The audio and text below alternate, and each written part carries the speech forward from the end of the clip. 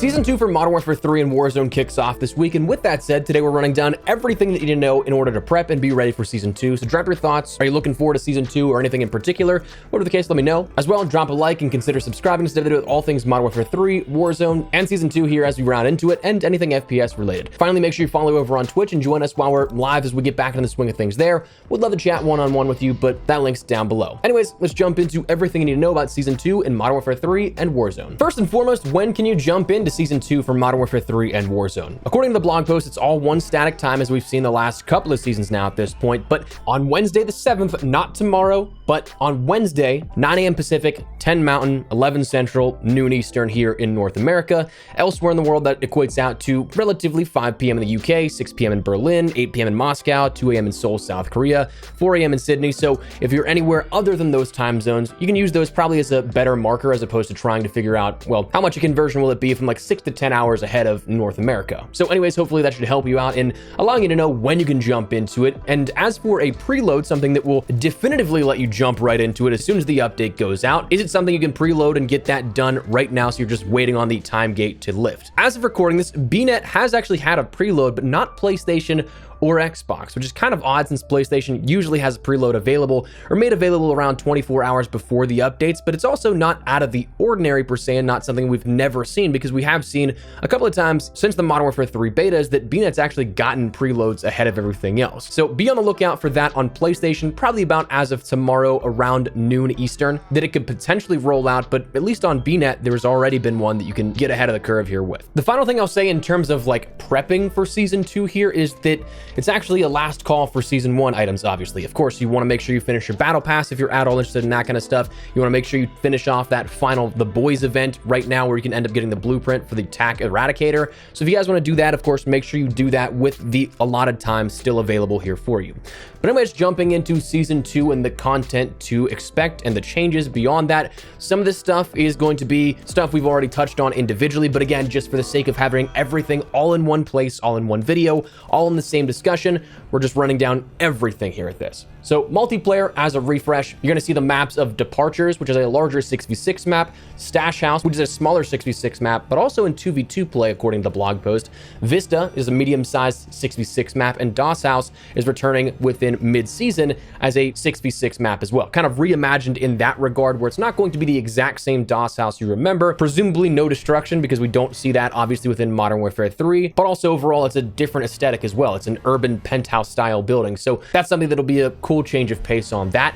But then we also have variants incoming with mid-season of Airborne, a variant of Terminal, which looks overrun by locusts and other spores and bugs, as well as Skid Row, which is a mid-season map, again, variant of Skid Row, just overgrown with foliage, leaves, and all that kind of stuff. So adjustments there. For multiplayer, and then translating also into Warzone, we'll have the BP-50, Ram 9, SOA Subverter, and the Soul Render as our new weapons, the BP-50 and Ram 9 both being in the Battle Pass, and the SOA Subverter and Soul Render stated as coming in season. They haven't been detailed as mid-season, so it's possible maybe those come before the mid-season update. Maybe we get more as of the Season 2 Reloaded update, but right now I'm kind of expecting that to be the only stuff just to temper my expectations. But anyways, 4 new weapons at least coming here within Season 2. The Battle Pass has already been previewed, where you can take a look at some of the stuff at the top-down level in regards to the battle map and the sectors here that we have. We, of course, do know that if you end up buying the Battle Pass, you'll get instant access not only to Kate Laswell as a new operator, but also Rick from The Walking Dead. So you're going to have that crossover as a more thematic thing here and embedded at the base of Season 2, as opposed to just like an event where a couple of bundles come along and you get maybe an XP event or something like that. This is a little bit deeper than that, similar to what we saw with the Spawn integration and crossover in Season 6 of Modern Warfare 2. Now, the modes will see Team Gunfight, Snipers Only, Horde Point, which is zombies and hardpoint, something we've seen in Call of Duty World War II. A very fun mode back then. I'm hoping that it can translate well here into Modern Warfare 3, especially with the matchmaking systems we have right now that were different back then. We have Juggermosh, which is a Juggernaut, everybody being Juggernaut playlist, which is interesting. Bounty, and then another playlist of Decay's Realm, which is going to see the return of Tetanus, Tetanus, Satan's Quarry, and Spore from last season, or rather this season's Vortex event, but also then with the new maps of Skid Grow and Airborne variants introduced as well. So you have 5 different maps in that sort of Decay's Realm playlist, similar to what we've seen with that Vortex style playlist earlier in this season. I'm curious if we'll ever see these added to just the regular quick play and regular modes, or if we'll see them come and go as that Vortex style playlist each season, perhaps with more added into it. If that's the case and we still keep getting variants here of these maps, it is something that allows them to be played again instead of just being one-offs like we kind of thought they would be when we saw the introduction of Tetanus, Satan's Quarry, and Spore in season 1. But at the same time, you're still not getting a whole ton of use out of them if they're not being played in the regular rotation. But anyways, that is the modes here that we know of within Season 2. Operators, again, we have Kate Laswell and Rick coming. You'll have the John Doe Black Cell Operator. You'll have Michonne coming in season. And you have a couple of things coming that may introduce some operators here with another Dune Part 2 event coming in season as well, for the global release of Dune Part 2 coming throughout the season. Throughout the season, in terms of multiplayer, Warzone, and zombies, we're going to see a handful of things here where the overall first half of the season is something called Horde Hunt, which is going to launch with Season 2 on the 7th and go until the mid-season update on March 6th. So the entirety of the first half, but that'll be 4 rewards weekly based on collecting skulls and bones for zombies, it seems like. And then throughout the upcoming weeks beyond that, you'll have the Year of the Dragon on the 9th to the 14th, which is a 10 reward XP based event. The Cryptid Boot Camp from February 14th to the 28th, which is 9 rewards and challenge based. The Walking Dead Fear the Living event will be the 28th to the 6th. That'll be 10 rewards and XP based. The camo for that's already leaked. It's a 2D non-animated camo of barbed wire, similar to the barbed wire of Lucille from The Walking Dead. And then we'll see more in Season 2 Reloaded, but those are the ones we know of leading up to that point. We also know we'll have new weekly challenges with reward for completing 8 of those on the season. That actually looks pretty cool, that new camo coming along with it. And ranked play, we'll see a new refresh with that, where every player will start a skill division lower than they were at the end of this season, but Crimson and higher will reset down to Diamond 1. That's the highest you can end up starting in a ranked play season. We'll see new refreshes on rewards and completion goals, but your career star rank that you started, that does not refresh at all.